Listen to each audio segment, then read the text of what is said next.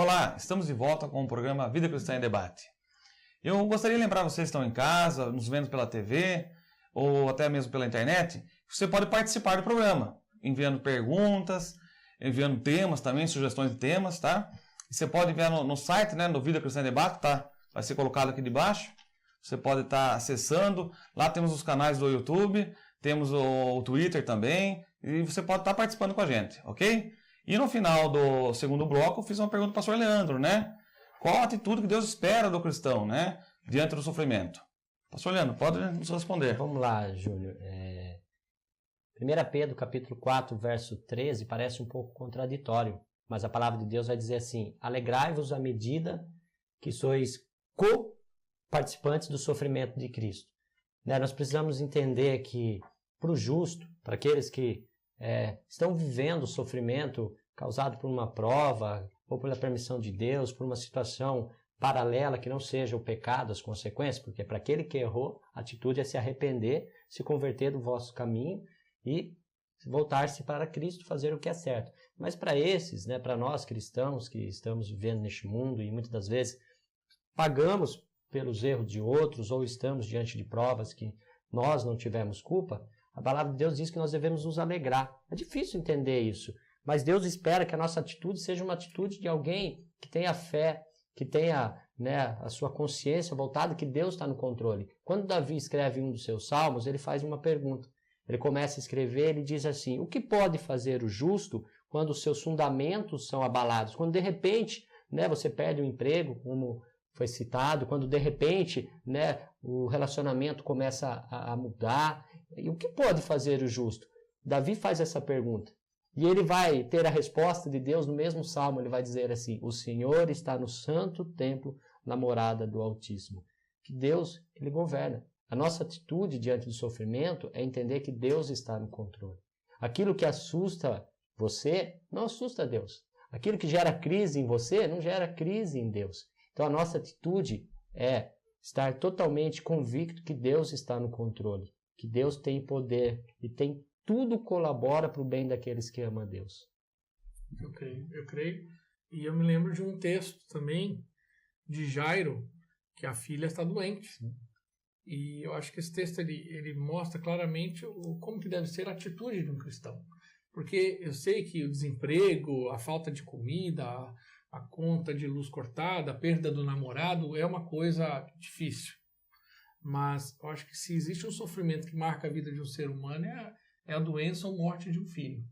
E Jairo estava desesperado. Ele queria que, de alguma forma, ele queria mudar aquele quadro. A sua filha estava doente, quase morta, e ele não sabia o que fazer. E o que ele faz? Ele busca Cristo, ele vai até a Cristo.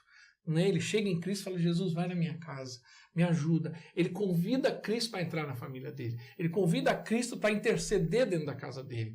Né? E aí, quando Cristo entra lá, a filha já está morta.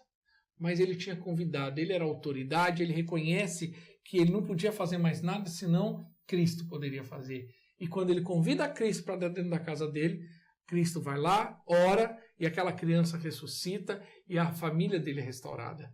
Então, se você que está nos assistindo nesse momento, está passando por um sofrimento, não importa se o sofrimento é da parte de Deus, se é causado por você mesmo, o importante é o seguinte: entra pelo caminho da restauração, que é aquilo que o pastor Leandro disse. Primeiro se arrependa, primeiro reconheça, né? Porque às vezes a pessoa está sofrendo, mas ela não enxerga. Sim. Né? Ela está lá, ela não enxerga, ela não percebe que ela está no sofrimento. Agora, reconheça que precisa mudar, reconheça que precisa se arrepender e busca Cristo. Né? Permita que Cristo entre na sua vida, entre na sua casa e transforme. Convide a Cristo para entrar na tua vida, porque Cristo pode mudar o sofrimento de qualquer um. Eu acredito também que diante do sofrimento é preciso que haja perseverança. O apóstolo Paulo, ele nos mostra em Romanos capítulo 8, verso 18: porque para mim tenho por certo que os sofrimentos do tempo presente não podem ser comparados com a glória a ser revelada em nós no porvir. Então existe, na verdade, uma mensagem de ânimo que resultará em algo melhor, uma mudança, apesar do sofrimento, Paulo está nos mostrando que existe algo melhor. Existe uma transformação na vida do ser humano que persiste, que entende que em Deus ele pode vencer.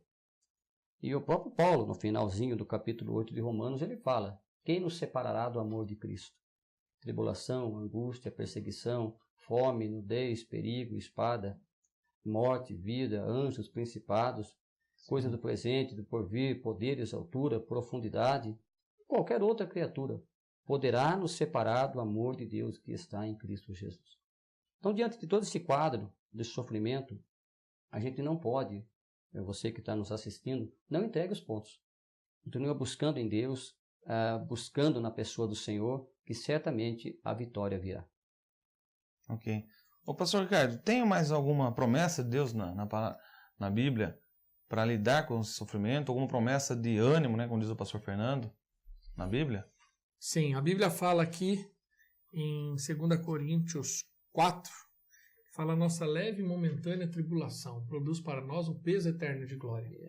A questão é para onde você está vendo na hora do sofrimento.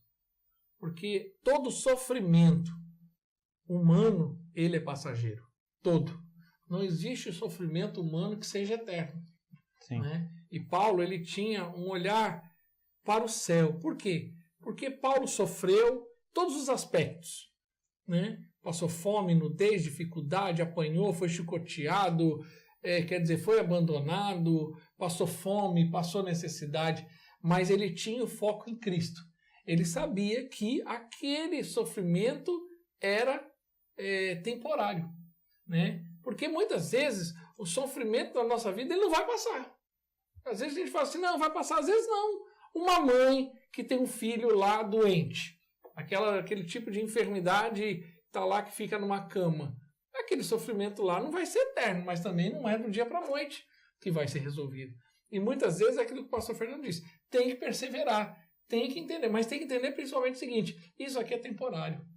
Essa doença é temporária, esse problema é temporário, essa separação é temporária. Por quê? Porque há algo na eternidade.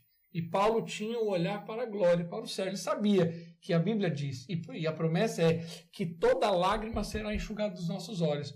Né? Lágrima fala de sofrimento, de angústia. E a Bíblia diz que, independente do sofrimento que você passe aqui, vai chegar um momento na sua vida, na sua eternidade, naqueles que são salvos em Cristo Jesus, que esse sofrimento vai acabar.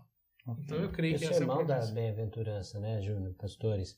Bem-aventurados que choram serão consolados. E, né, a Bíblia é repleta de mensagens que nos leva a entender que Deus vai nos abençoar. Ok. Esse tema é muito importante na vida do cristão, né? É longo. É longo. Infelizmente, nosso tempo já está acabando, né? Eu pedi até para o pastor Leandro, né? Para suas considerações finais. O tema é muito bom, mas infelizmente temos horário, né? Verdade. Queria agradecer a todos, né? Mandar aí um abraço a todos que estão nos assistindo. E agradecer também aos pastores aqui, você, Júnior, e que possamos levar de forma simples, mas eficaz a palavra de Deus. Com certeza. Senhor Fernando?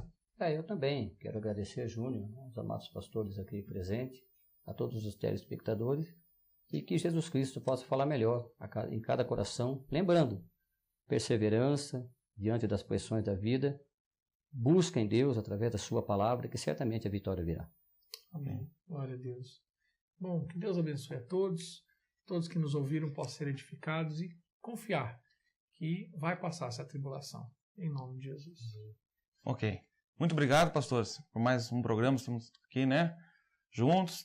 Creio que está tendo um crescimento aí de todos, né? E eu creio que o pessoal em casa está gostando, né? E para você que está em casa, não esqueça, né, de participar pelo site. Está sendo colocado novamente aqui debaixo, tá? E muito obrigado pela sua audiência. E até a próxima semana.